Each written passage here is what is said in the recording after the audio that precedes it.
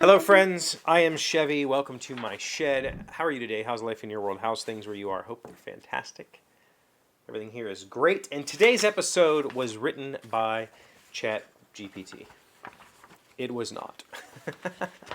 I've heard a lot of talk about it recently. I've heard people saying that it's going to write books for you and it's going to create fake news that is indistinguishable from the real thing, and it's going to replace programmers that will no longer have jobs because it can write software.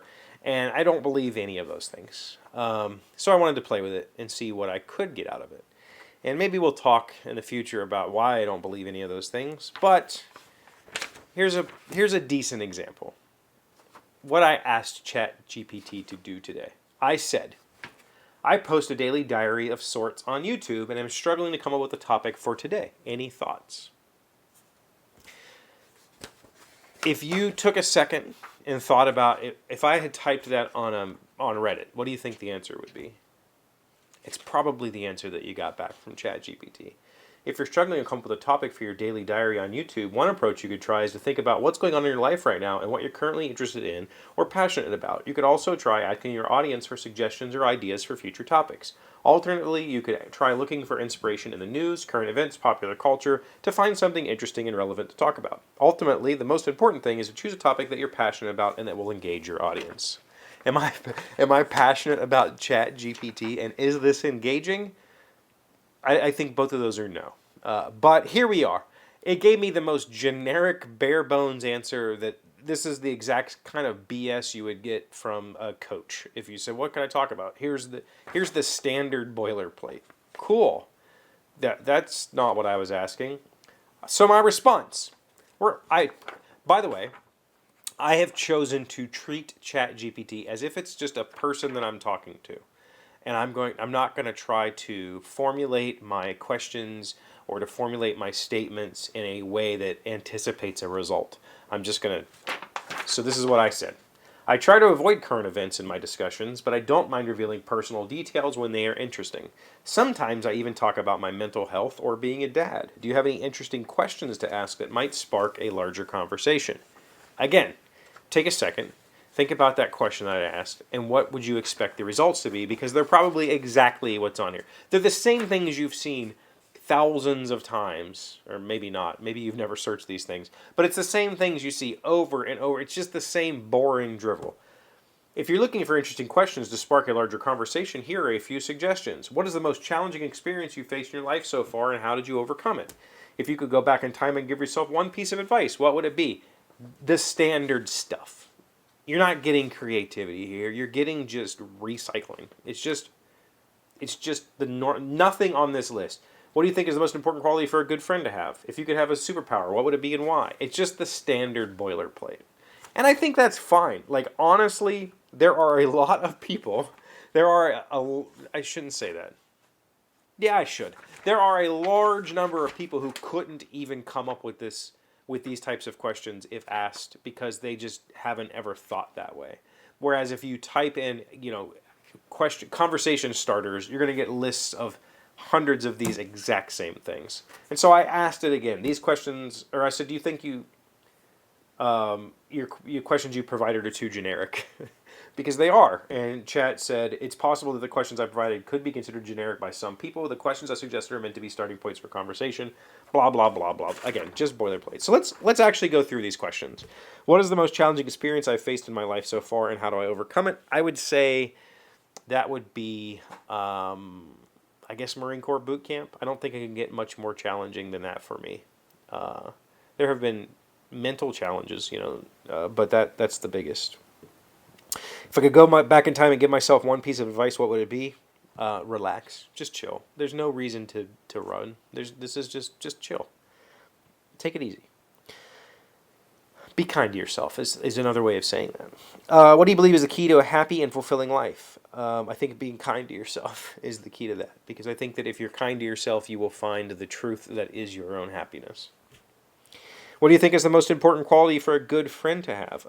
Reliability. I would like to have friends that are there when I need them, or are available when I need, to talk or whatever. If you could change one thing about the world, what would it be and why? Suffering and suffering. Like I guess that's too broad. I would.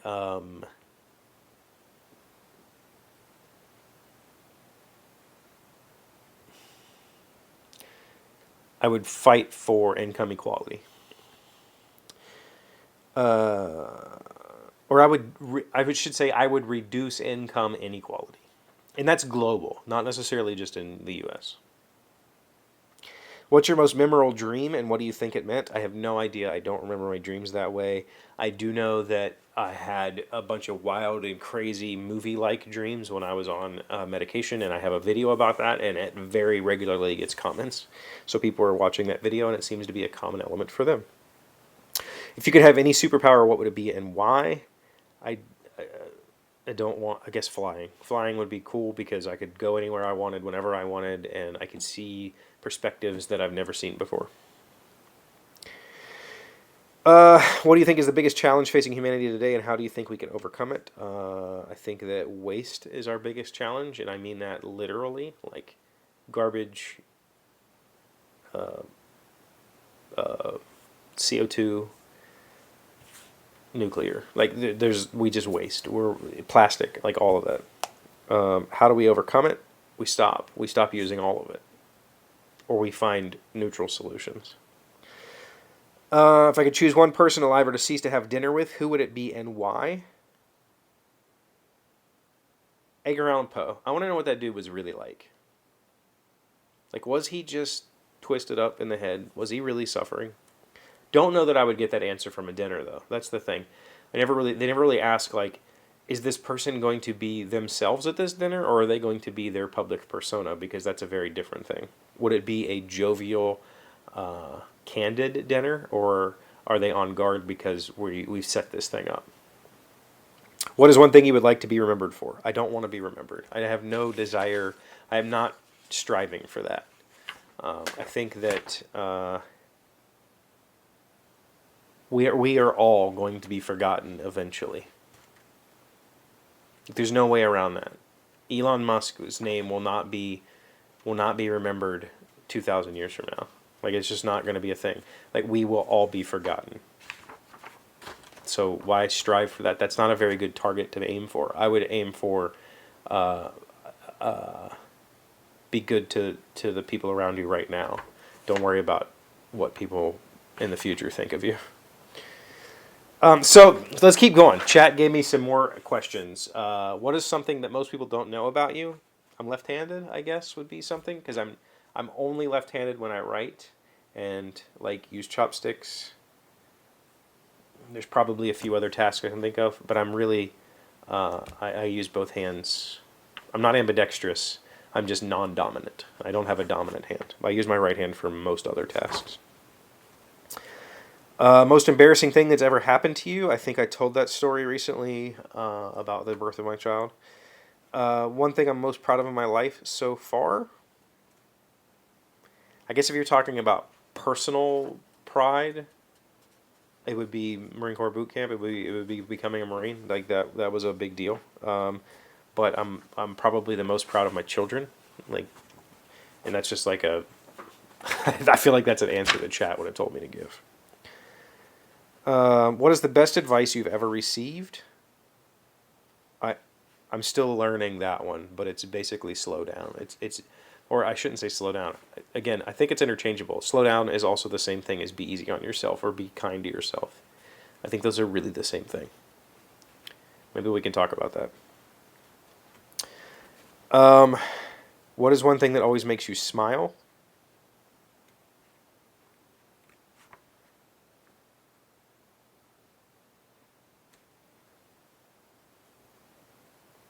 How do I pick one thing? I don't know. I don't know how to pick one thing. Riding my motorcycle.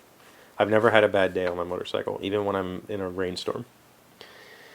What's your biggest fear?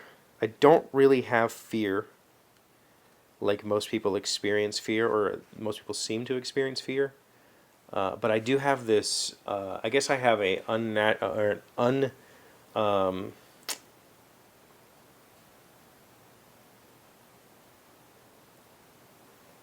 I have a weird, like, I guess it's a fear of the tendons in the back of my knee being cut. But I don't experience fear like others do. I'm not a huge fan of heights, as long as they're stable, I'm fine. But I don't fear heights. Like, I guess my biggest fear is my kids getting injured. That's absolutely my biggest fear. If you could only eat one type of food for the rest of your life, what would it be? Probably potatoes. No, it doesn't say one food. Salad. I absolutely love salad. What's your favorite subject in school and why? Science. I was always really good at science. And I've always enjoyed learning and solving problems, and I think that's what science is. What's my biggest pet peeve? I don't know that I have any of those either. I don't like people who say your name over and over while they're talking to you. That really bothers me. Like, I used to have a person who would say things like, "Isn't that right, Chevee? What do you think about that, Chevee?" And it'd be like, "Why do you just keep saying my name? That's weird. Don't do that." Okay, so I guess ChatGPT did write today's episode because it asked me a bunch of questions. Have you experimented with ChatGPT yet? If you have, what have your thoughts about it been? Let me know in the comments. Thank you for being here as always. Thank you for liking and commenting, subscribing, being amazing friends and wonderful people. I really appreciate you. And I'll see you again tomorrow. Today's word you should know to sound smart is oxidation. It is a noun meaning a chemical reaction that increases the oxygen content of a compound or material. When Carlton viewed the wreck of the Titanic from the window of a submersible, he was shocked to see how oxidation had ravaged the ship. Oxidation, O-X-I-D-A-T-I-O-N, also known as rust, or simply corrosion for some metals. Oxygen is damaging.